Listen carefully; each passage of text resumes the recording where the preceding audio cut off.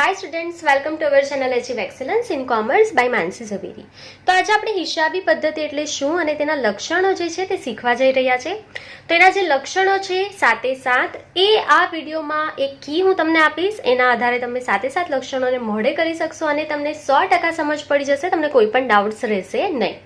ચાલો તો વિડીયોને પૂરેપૂરો જોઈ લેશો જેથી લક્ષણો શું છે, કયા કયા છે અને કઈ રીતે યાદ રાખવાના છે તેમાં તમને ભૂલ નહીં પડે। ચાલો તો સૌથી પહેલા શરૂ કરીશું હિસાબી પદ્ધતિ એટલે શું।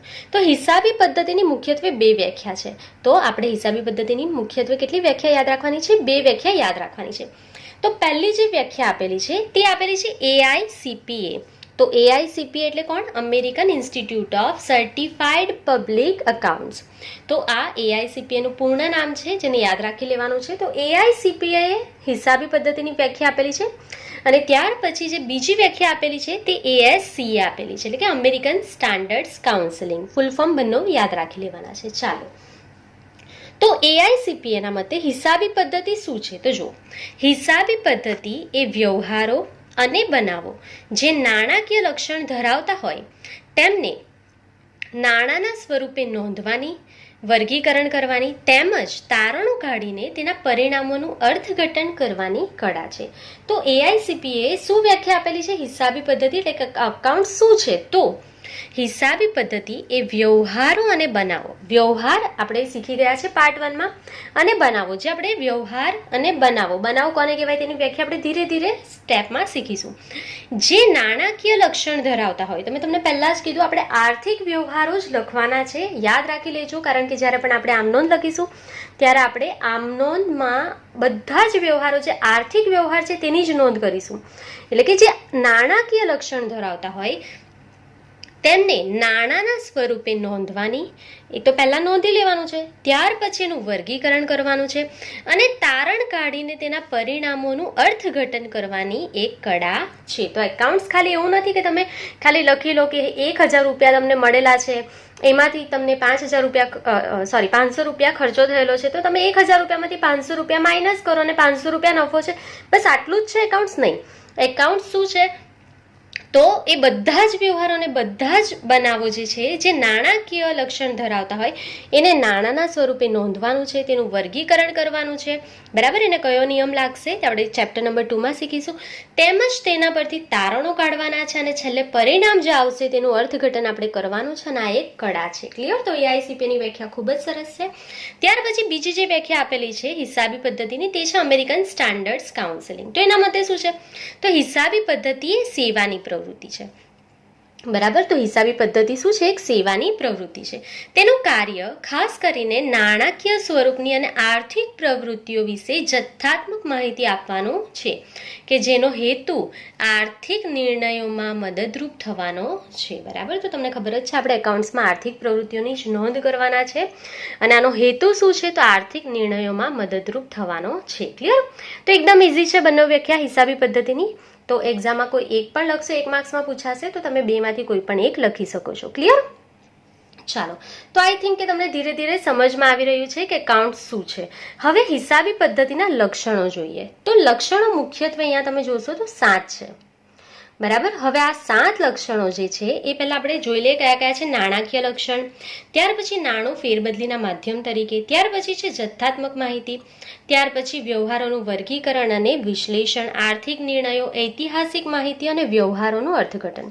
હવે સવાલ એ ઉદ્ભવે કે સાથે સાથ તમારે યાદ રાખવા હોય તો તમે કઈ રીતે સરળતાથી યાદ રાખી શકો ને એક પણ મિસ્ટેક નહીં થાય એક્ઝામમાં? તો પહેલાં આપણે એની શોર્ટકટ કી શીખી લઈએ અને એક લક્ષણનો મતલબ શું છે આપણે આ જ વિડીયોમાં શીખવાના છીએ।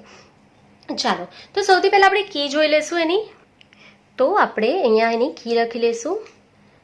તો જુઓ આ 7 લક્ષણોને યાદ કઈ રીતે રાખશું? તો અહીંયા આપણે એક અલગ પેનથી એની કી લખી લેશું જેથી તમે સરખી રીતે એને નોટ ડાઉન કરી શકો। તો હિસાબી પદ્ધતિના લક્ષણો મુખ્યત્વે કેટલા છે? 7 છે। હવે એને કઈ રીતે યાદ રાખવાના છે? તો એની કી છે નાના જ વ્યવહારોનું વર્ગીકરણ અને આર્થિક, ઐતિહાસિક વ્યવહારોનું અર્થઘટન। તો થઈ ગઈ તમારી કી. બસ તમારે માત્ર ને માત્ર આટલું જ યાદ રાખવાનું છે, તો તમને હિસાબી પદ્ધતિના જે લક્ષણો છે તે યાદ રહી જશે. જુઓ શું યાદ રાખવાનું છે? નાના જ વ્યવહારોનું વર્ગીકરણ અને આર્થિક ઐતિહાસિક વ્યવહારોનું અર્થઘટન. બસ આટલી કી યાદ રાખી લો એટલે તમને સાતે સાત જે અહીંયા લક્ષણો છે તે મોઢે થઈ જશે. ચાલો તો હવે આપણે એક એક કઈ રીતે મોઢે કરવાના છે અને કઈ કઈ રીતે એનો મતલબ શું છે તે બધી જ વસ્તુ અહીંયા આપણે લખતા જઈશું. ચાલો જુઓ, તો સૌથી પહેલા અહીંયા લખેલું છે ના. તો સૌથી પહેલું જે આપણું લક્ષણ છે હિસાબી પદ્ધતિના સૌથી પહેલું લક્ષણ છે એ છે નાણાકીય લક્ષણ. પહેલું જ લક્ષણ છે નાણાકીય લક્ષણ. તો તમને ખબર છે આપણે પાર્ટ 1માં પણ શીખી ગયા કે જે વ્યવહારો તમારા થાય છે એ જે નાણાકીય સ્વરૂપમાં થતા હશે તેની જ આપણે નોંધ કરીશું. જો તમારા વ્યવહાર નાણાકીય નથી એટલે કે બિન નાણાકીય વ્યવહાર હશે તો આપણે એના એકાઉન્ટન્સીમાં નોંધ કરતા જ નથી. તો પહેલું જ લક્ષણ શું છે એનું? નાણાકીય લક્ષણ. બરાબર, તો એકદમ ઇઝી છે, સિમ્પલ. તો એના અંદર આપણે શું લખી લેવાનું છે કે હિસાબી પદ્ધતિમાં જે પણ વ્યવહારો હિસાબી પદ્ધતિમાં જે વ્યવહારો કે બનાવોની નોંધ કરવામાં આવે છે તેનું નાણાંના મૂલ્યમાં માપન થવું જોઈએ. જો એ નાણાંમાં માપી શકાય એમ હોય તો જ તમે અહીંયા એને એકાઉન્ટ્સમાં લખી શકશો, નહીં તો એની નોંધ નહીં કરી શકશો. તો આ પહેલું જ જે લક્ષણ છે તે જ આપણી મર્યાદા પણ છે. જ્યારે આપણે મર્યાદા શીખીશું ધીરે ધીરે ત્યારે આપણે સમજીશું. બહુ સારી રીતે બધો જ કોન્સેપ્ટ શીખી લેજો જેથી આગળ જઈને પ્રોબ્લેમ નહીં થાય. તો જુઓ, આપણે એકાઉન્ટ્સમાં એ જ વસ્તુ, એ જ વ્યવહારો, એ જ બનાવો લખીએ છીએ કે જેનું નાણાંમાં મૂલ્ય માપી શકાતું હોય. તો જેનું મૂલ્ય તમે નાણાંમાં માપી નહીં શકશો એ બધા જ વ્યવહારો, બિન નાણાકીય વ્યવહારો, એની ચોપડામાં નોંધ થતી નથી. અને આ હિસાબી પદ્ધતિની મર્યાદા પણ છે કે આપણા માટે કંઈ પણ વસ્તુ અગત્યની હોય પરંતુ તેને તમે પૈસામાં માપી નહીં શકતા હોય તો તમે એને લખી જ નહીં શકશો એકાઉન્ટ્સમાં. ક્લિયર? તો આપણે આ વસ્તુ આપણે મર્યાદામાં શીખી લઈશું. અત્યાર માટે શું યાદ રાખવું? પહેલું લક્ષણ શું છે અહીંયાથી? નાણાકીય લક્ષણ. તો જે બનાવો કે જે વ્યવહારોનું માપન નાણાંના સ્વરૂપમાં થશે તે તમારું નાણાકીય લક્ષણ છે. બરાબર, તે જ વ્યવહાર આપણે નોંધવાના છે. ચાલો, તો પહેલું આપણું પતી ગયું છે અહીંયા લક્ષણ. બીજું, હવે આપણે એકદમ ડીપલી નથી લખતા કારણ કે આ ક્વેશ્ચન આપણને એટલા ડીપલી નથી આવવાના. આપણે ખાલી એની માહિતી મેળવી લેવાની છે, એક પણ વસ્તુ છૂટવી નહીં જોઈએ ખાલી. બરાબર, આપણને ખાલી કોન્સેપ્ટ એનો ક્લિયર હોવો જોઈએ. ત્યાર પછી અહીંયા લખેલું છે ના. તો આપણે બીજી કીમાં આપણે અહીંયા લખી લઈશું નંબર 2. તો નાણું ફેરબદલીના માધ્યમ તરીકે. જો તમે પાર્ટ 1 જોયેલો છે તો તમને ખબર છે કે નાણું જે છે તે ફેરબદલીના માધ્યમ તરીકે સર્વસ્વીકાર્ય છે. બરાબર, આપણે પાર્ટ 1માં શીખેલું કે નાણું જે છે તે ફેરબદલીના માધ્યમ તરીકે સર્વસ્વીકાર્ય બનેલું છે. બરાબર, એટલે તમને કંઈ પણ વસ્તુની જરૂર હોય તો તમે નાણું આપીને વસ્તુ ખરીદી શકો છો. ક્લિયર? તો આપણે લખી લઈશું અહીંયા હિસાબી પદ્ધતિમાં નોંધવામાં આવતા વ્યવહારો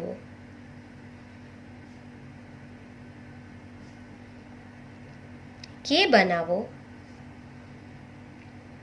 નાણાંના માધ્યમથી અસ્તિત્વમાં આવે છે.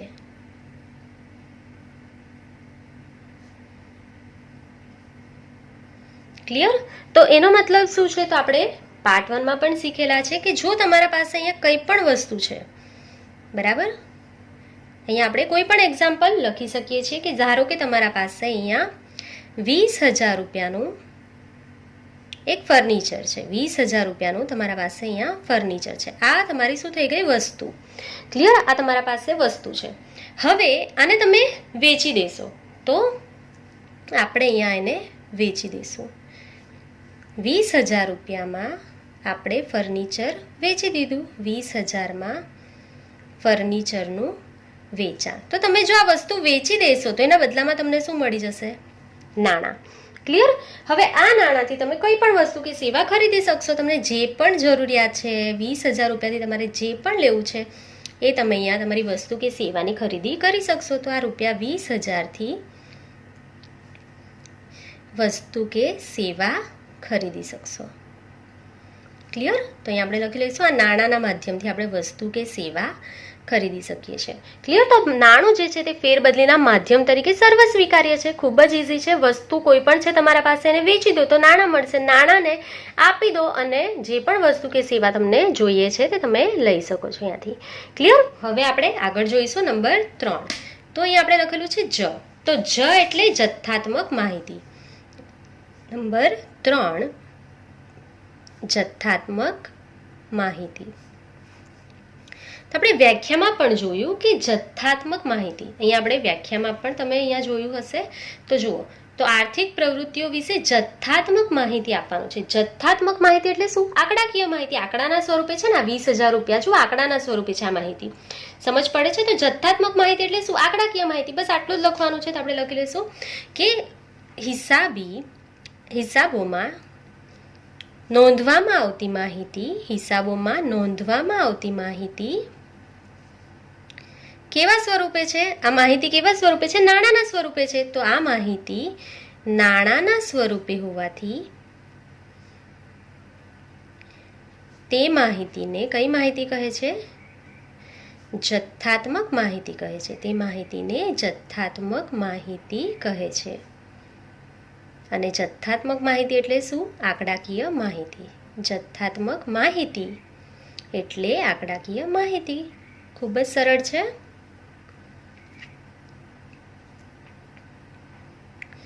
ચાલો, તો એકાઉન્ટ ખૂબ જ સહેલું છે. આપણે બધા જ વ્યવહારોની નોંધ કરશું. એ નાણાકીય વ્યવહાર એટલે કે આર્થિક વ્યવહાર હશે. અને આર્થિક વ્યવહાર ક્યારે થશે? જ્યારે એમાં નાણું જે છે તે ફેરબદલીના માધ્યમ તરીકે હશે. બરાબર? અને જ્યાં પણ વ્યવહાર નાણાકીય વ્યવહાર હશે તો એ જે રકમ છે તે આંકડાકીય માહિતી જ હોવાની છે. ક્લિયર? તો આંકડાકીય માહિતીને આપણે શું કહીએ છીએ? જથ્થાત્મક માહિતી. ખૂબ જ સહેલું હતું અહીંયાથી. ત્યાર પછી અહીંયા લખેલું છે આ આપણું આગળ નંબર 4 વ્યવહારોનું વર્ગીકરણ. અને જો એકદમ સિમ્પલ છે કે નાના જ વ્યવહારોનું વર્ગીકરણ અને આર્થિક ઐતિહાસિક વ્યવહારોનું અર્થઘટન. બસ આટલું યાદ રાખી લો એટલે બધા લક્ષણ થઈ ગયા. પાછું એકવાર આપણે રિપીટ કરી લઈશું. સૌથી પહેલા ના એટલે નાણાકીય લક્ષણ, ત્યાર પછી ના એટલે નાણું ફેરબદલીના માધ્યમ તરીકે, ત્યાર પછી જ એટલે જથ્થાત્મક માહિતી, ત્યાર પછી આપણો નંબર 4 છે વ્યવહારોનું વર્ગીકરણ. અને વર્ગીકરણ કરીને શું કરવાનું હોય? વિશ્લેષણ કરવાનું હોય ને. તો આપણો નંબર 4 પણ એકદમ ઇઝી છે. વ્યવહારોનું વર્ગીકરણ. નંબર 4 વ્યવહારોનું વર્ગીકરણ અને વિશ્લેષણ.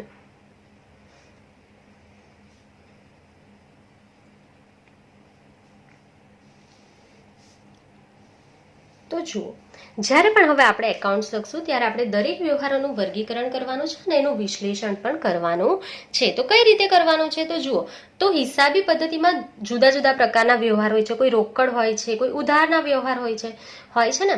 તો એને ઉધાર જમાના નિયમો લગાવવા પડશે. જે આપણે સેકન્ડ ચેપ્ટરમાં શીખવાના છે એને ઉધાર જમાના નિયમો લગાવવાના છે. એનું વર્ગીકરણ કરાશે, પછી એને કયો નિયમ લાગશે તે આપણે શીખવાનું છે. બરાબર? તો વર્ગીકરણ કર્યા પછી આપણે એનું વિશ્લેષણ પણ કરવાનું છે. તો આપણે લખી લઈશું કે હિસાબી પદ્ધતિમાં જુદા જુદા પ્રકારના વ્યવહારો થાય છે. જુદા જુદા પ્રકારના વ્યવહારો થાય છે.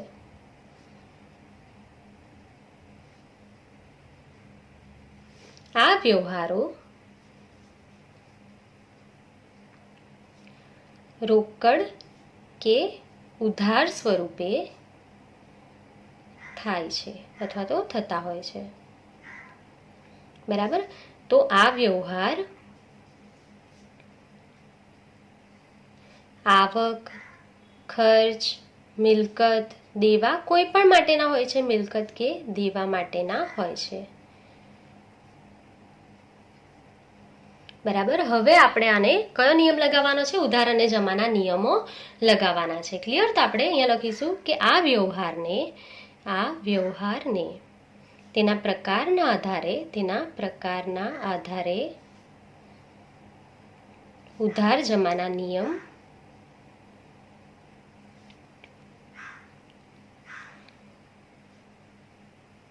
વર્ગીકરણ કરીને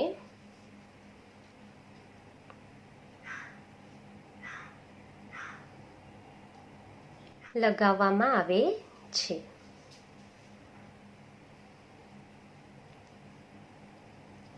ત્યારબાદ તેનું વિશ્લેષણ કરવામાં આવે છે. ત્યારબાદ તેનું શું કરશું આપણે? વિશ્લેષણ કરી લઈશું. ક્લિયર?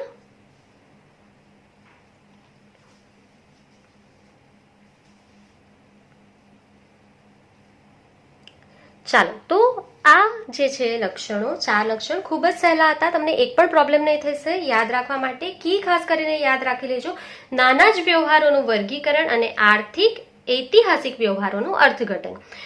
તો નાણાકીય લક્ષણ, નાણું ફેરબદલીના માધ્યમ તરીકે, જ એટલે જથ્થાત્મક માહિતી, વ્યવહારોનું વર્ગીકરણ અને વિશ્લેષણ. પાછું એકવાર ક્વિકલી એને સમજી લઈએ. નાણાકીય લક્ષણ એટલે જે નાણાંના મૂલ્યમાં જેનું માપન થશે તે જ વસ્તુ આપણે નોંધ કરવાની છે. નાણું ફેરબદલીના માધ્યમ તરીકે એટલે કે જે પણ વ્યવહાર આપણે નોંધશું તેનું જે માધ્યમ છે ફેરબદલીનું તે શું હોવું જોઈએ? નાણું હોવું જોઈએ. ત્યાર પછી જથ્થાત્મક માહિતી એટલે કે આંકડાકીય માહિતી, બરાબર. અને જે પણ આપણે વ્યવહારો નોંધીએ છીએ તે નાણાંના સ્વરૂપે થયેલા હોય તે જ નોંધીએ છીએ, બરાબર. તો એટલે એ માહિતી કઈ છે? જથ્થાત્મક માહિતી એટલે કે આંકડાકીય માહિતી. ત્યાર પછી વ્યવહારોનું વર્ગીકરણ અને વિશ્લેષણ એટલે કે જુદા જુદા પ્રકારના હિસાબી વ્યવહારો થતા હોય છે. રોકડ હોય, કોઈ ઉધાર હોય, કોઈ આવક, ખર્ચ, મિલકત, દેવા, અલગ અલગ પ્રકારના વ્યવહારો થતા હોય છે. એ વ્યવહારને આપણે વર્ગીકરણ કરીને ઉધાર જમાના નિયમો લગાવીશું અને ત્યાર પછી આપણે એનું વિશ્લેષણ કરીશું. ક્લિયર? ચાલો, હવે આગળ જોઈશું. નેક્સ્ટ પેજ પર જવાના છે એટલે તમે આનો સ્ક્રીનશોટ લઈ લેજો અને આટલું લખી લેવાનું છે તમારે. તો આ હિસાબી પદ્ધતિ, આ ઉપર એની કી લખેલી છે એ ખાસ લખી લેજો. હવે આપણે બાકીના જોવાના છે આર્થિક, ઐતિહાસિક અને વ્યવહારોનું અર્થઘટન, બરાબર. 3 જ લક્ષણો આપણા બાકી છે. ચાલો, તો હવે તમે આટલું સ્ક્રીનશોટ લઈ લેજો. આ 7 લક્ષણો જે છે એ તમે અહીંયા જોઈ શકો છો અને આટલું સ્ક્રીનશોટ લઈને તમારે આટલું લખી લેવાનું છે. ચાલો, તો હવે આપણે નેક્સ્ટ પેજ પર જઈશું. ચાલો, તો નેક્સ્ટ પેજ પર આપણે કી લખી દીધેલી છે અને હિસાબી પદ્ધતિના લક્ષણો પાછા એકવાર લખી લીધેલા છે એટલે તમને પ્રોબ્લેમ નહીં થાય. ચાલો, તો જોઈ લઈશું આગળ નંબર 5. તો નંબર 5 છે અહીંયા આર્થિક. નંબર 5 આર્થિક. તો આર્થિક એટલે શું? તો આર્થિક નિર્ણયો લેવાના છે. આપણે વ્યાખ્યામાં જોયું, વ્યાખ્યા જેટલી યાદ રાખશો ને એટલા જ જલ્દી લક્ષણો યાદ રહી જશે. તો જો નંબર 5 આર્થિક નિર્ણયો. આર્થિક નિર્ણયો. તો આર્થિક નિર્ણયો લેવામાં મદદરૂપ કઈ રીતે થશે હિસાબી પદ્ધતિ? તો જે પણ કંપનીના એકાઉન્ટ્સ ક્લિયર હશે ને તેના જે સંભવિત જેટલા પણ પક્ષકાર છે, એના શેર હોલ્ડર છે, બરાબર, એના ડિબેન્ચર હોલ્ડર્સ છે, એના લેણદારો છે, એ બધા આપણા હિસાબો જોઈને આર્થિક નિર્ણયો લઈને આપણી કંપનીમાં રોકાણ કરી શકે છે. તો આર્થિક નિર્ણયો લેવામાં ખૂબ જ મહત્વનું છે હિસાબી પદ્ધતિ, બરાબર. ચાલો, જેમ જેમ ધીરે ધીરે સમજતા જશો તેમ સમજશો કે હિસાબો ખાલી નફો અને નુકસાન નક્કી કરવા માટે નથી હોતું, એના ખૂબ જ ઉપયોગો છે અને આજના જમાનામાં તો એકાઉન્ટ્સ લખવા કમ્પલસરી છે દરેક કંપની માટે. તો જુઓ, હિસાબી પદ્ધતિ દ્વારા તૈયાર કરવામાં આવેલા હિસાબોના આધારે જુદા જુદા પક્ષકારો પોતાના નિર્ણયો લે છે.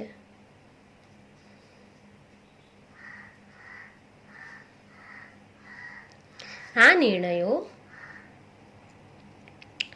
નાણાં આધારિત હોવાથી, આ નિર્ણયો શેના આધારિત છે? નાણાં આધારિત હોવાથી તેને કયા નિર્ણય કહે છે? આર્થિક નિર્ણયો કહે છે.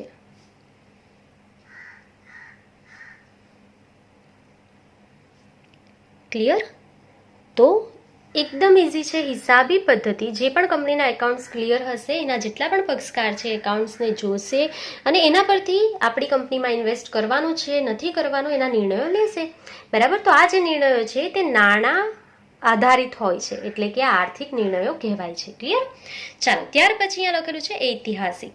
તો આપણે એક વર્ડ જોયો હતો જ્યારથી આપણે આ ભણીએ છીએ ત્યારથી તમે એક વર્ડ જોયો છે બનાવો કે વ્યવહારો, બરાબર. તો બનાવો એટલે શું? જે બની ગયું, એટલે કે જે બની ગયું, જે થઈ ગયું તેને શું કહેવાય છે? ઐતિહાસિક. તો અહીંયા શું લખીશું આપણે? ઐતિહાસિક માહિતી. તો એકાઉન્ટ્સ જે છે તે હંમેશા જે બનાવ થઈ ગયો, જે વ્યવહાર થઈ ગયો ને એની નોંધ કરે છે. ઐતિહાસિક એટલે શું? ભૂતકાળ. તો કોઈ વ્યવહાર બની ગયો તેની જ આપણે નોંધ કરીશું ને, બરાબર. તો આ એનું મુખ્યત્વે મહત્વનું લક્ષણ છે આ, કે જે થઈ ગયું છે એની આપણે અહીંયા નોંધ કરવાના છીએ, બરાબર. તો આપણે લખી લઈશું કે હિસાબી પદ્ધતિમાં થઈ ગયેલા વ્યવહારો બરાબર. કાલે તમને કોઈ એવું કહેશે કે મને કાલે તમે 1 કરોડ રૂપિયાનો માલ મોકલી આપજો, એને તમને નથી એડવાન્સ આપેલું અને નથી એ માલ લઈ ગયેલો, તો તમે લખી લેશો કે 1 કરોડ રૂપિયાની ઇન્કમ થઈ ગઈ? નહીં ને. સમજ પડે છે? જો થઈ ગયેલું છે, તમે એને માલ આપી દીધો છે, એને તમને પૈસા આપી દીધેલા છે, અથવા તો તમે એને માલ આપી દીધો છે અને એને કીધું છે 1 મહિના પછી તમને પૈસા આપી દઈશ, તો ઉધાર વ્યવહાર બનશે, તો તમે એને રેકોર્ડ કરશો. બરાબર. પણ જે બનેલું જ નથી એને આપણે રેકોર્ડ કરતા નથી, તો આપણે કઈ માહિતી લખવાની છે? જે બનાવ કે જે વ્યવહાર બની ગયો. આજે તમે 1000 રૂપિયાનો માલ વેચેલો છે, તો આપણે એની નોંધ કરીએ છીએ. તો હિસાબી પદ્ધતિમાં જે થઈ ગયેલા વ્યવહારો છે, જે થઈ ગયેલા વ્યવહારો અને જે બનાવો થઈ ગયા છે તેને નોંધવામાં આવે છે. અને આ બનાવ બનેલ હોવાથી તે ભૂતકાળ છે. આ બનાવ બની ગયેલ છે તેટલા માટે તે ભૂતકાળ છે.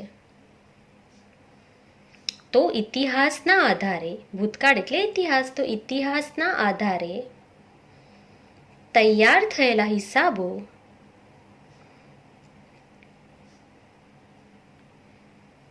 ઐતિહાસિક માહિતી રજૂ કરે છે. એટલે કે જે બની ગયું છે તે ઐતિહાસિક માહિતી રજૂ કરે છે. ક્લિયર? એકદમ સિમ્પલ છે. ત્યાર પછી લાસ્ટ તમે જોઈ શકો છો વ્યવહારોનું અર્થઘટન.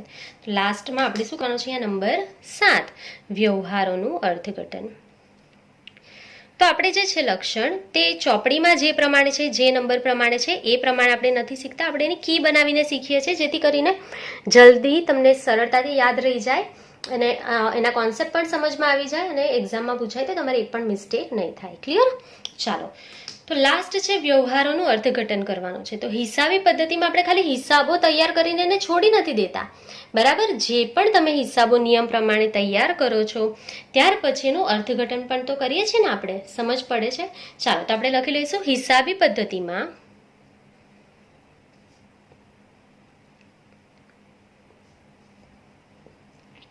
ફક્ત હિસાબો તૈયાર કરવામાં આવતા નથી,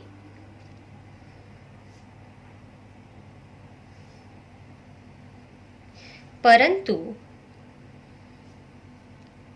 નિયમ પ્રમાણે હિસાબો તૈયાર થઈ ગયા બાદ, નિયમ પ્રમાણે આપણે નિયમ લગાવશું ઉધાર જમાના. બરાબર. તો નિયમ પ્રમાણે હિસાબો તૈયાર થઈ ગયા બાદ તેનું અર્થઘટન કરવામાં આવે છે.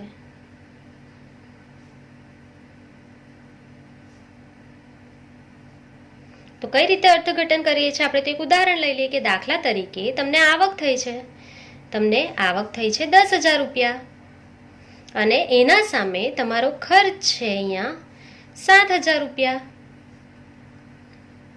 તો આનો જે ડિફરન્સ છે, તમને કેટલા રૂપિયા મળેલા છે? 7,000. એના સામે તમારો આજનો ખર્ચ કેટલો થઈ ગયો છે? 7,000 રૂપિયા. તો જે ડિફરન્સ છે આ બંનેનો કેટલો? 3,000 રૂપિયા. આ તમારો અહીંયા શું બતાવશે? અહીંયા ઉપજનો વધારો, એટલે કે આવકનો વધારો. અને આવકનો જે વધારો છે તેને આપણે શું કહીએ છીએ? નફો અથવા લાભ. આપણને શું થયું? નફો અથવા તો લાભ. તો આપણે શું કરેલું છે? અર્થઘટન કરેલું છે. સમજ પડી વાત? ક્લિયર? તો અહીંયા તમારા હિસાબી પદ્ધતિના જે લક્ષણો છે મુખ્યત્વે 7 તે કમ્પ્લીટ થાય છે. આઈ હોપ કે તમને 7 લક્ષણો મોડે થઈ ગયા હશે, કોઈ પણ ડાઉટ નહીં હશે, કોન્સેપ્ટ પણ સમજમાં આવી ગયો હશે. જો એક્ઝામમાં પૂછાય તો તમે 7 લખી શકશો અને એક પણ મિસ્ટેક નહીં થશે. તો કી જે છે એને યાદ રાખી લેજો. આપણે ફાયદા, મર્યાદા બધું જ જે છે તે કીના આધારે શીખીશું, એટલે તમારો એક પણ પોઈન્ટ અહીંયાથી મિસ આઉટ નહીં થાય લોંગ ક્વેશ્ચનમાં. ક્લિયર? ચાલો, તો કોન્સેપ્ટ સમજ પડી ગયો હોય તો કોમેન્ટ કરીને જરૂરથી જણાવો. જો કોઈ પણ ડાઉટ્સ હોય તો તમે કોમેન્ટ સેક્શનમાં કોમેન્ટ કરી શકો છો. તો આજના માટે બસ આટલું જ. Thank you for watching. Keep learning. Take care.